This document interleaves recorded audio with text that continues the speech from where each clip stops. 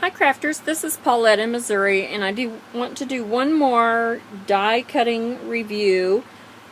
This was the dies that I got with the rest of my birthday money.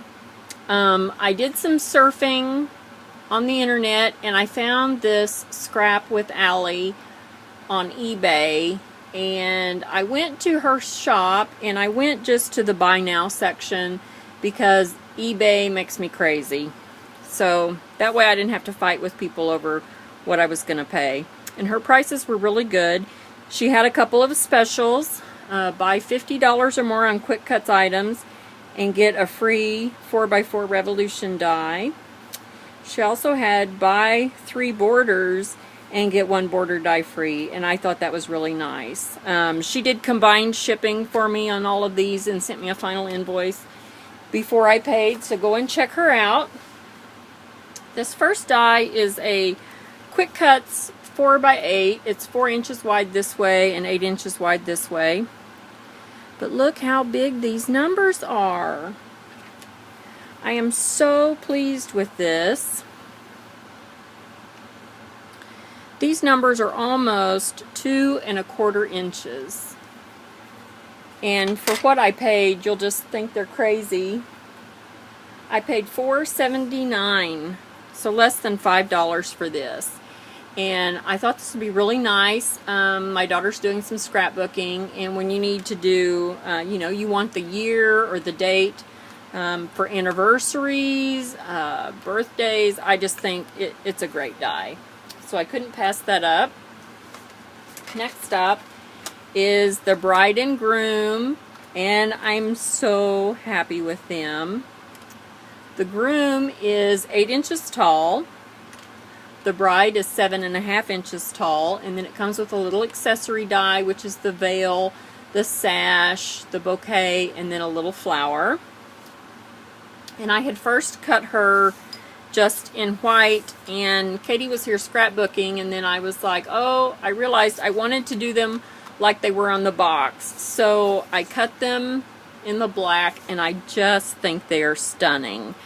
I did, Katie's sash was a cream color, so I cut that in cream, and I did the bouquet. I embossed this in one of the new Stampin' Up!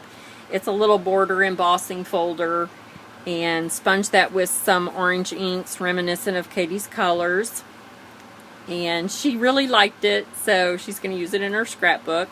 These little pieces on the groom where the tie and the cuff are fall out, and I don't like to do a lot of fiddle-dee gluing. I can, but sometimes it's just easier to cut a scrap, so I just cut a scrap and put that in there. And then I did a little scrap here to support his hand. I wanted them to be in the same format as they are on the container, and there just wasn't any support there, so I just put another little scrap there. So I just think they're wonderful. If you're a Twilight fan, these really remind me. I have the Amuse stamps of Edward and Bella, and this so much reminds me of the Edward stamp. So I thought that would be fun. You could do the wedding scene, the prom scene. I just think they would be great for weddings in general, and prom, anniversaries. I just think I'll get a lot of mileage out of that. And this die was $11.99. I don't know what retail on it was, but I'm sure that's a great deal. Next up is the berry container.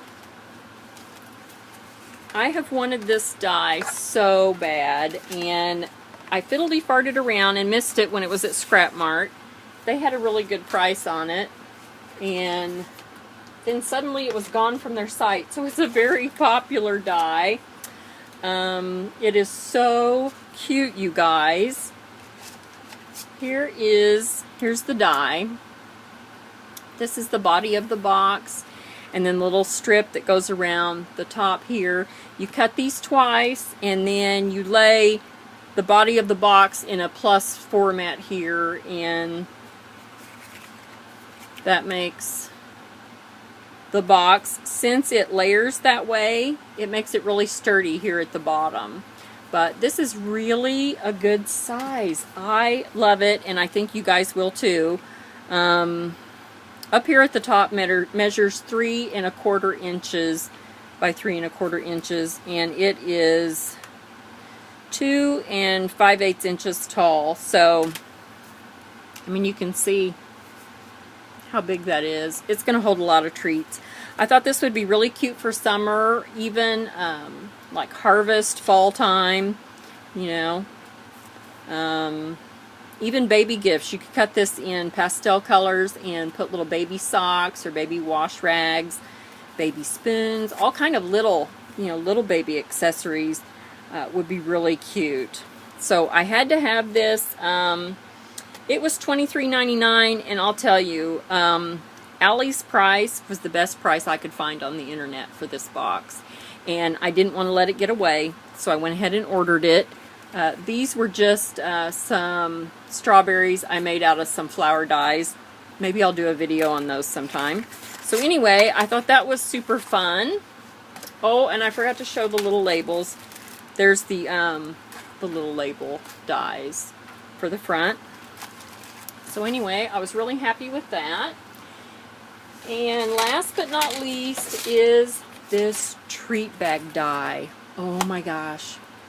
You guys are going to love this. It's a really big die. These are the first, these two birthday orders that I did really close, back to back.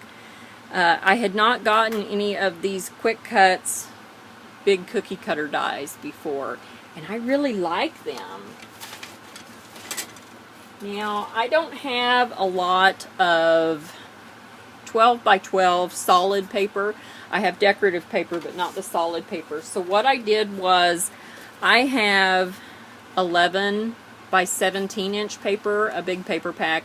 Well, it's cardstock. It's probably 65 weight. It's not real heavy, but it's 11 inches wide and 17 inches long, and I cut this down to 12 inches long, and then I cut it at the 5 inches that I needed for my die, because I need a 12 by 5 inch piece to cut this.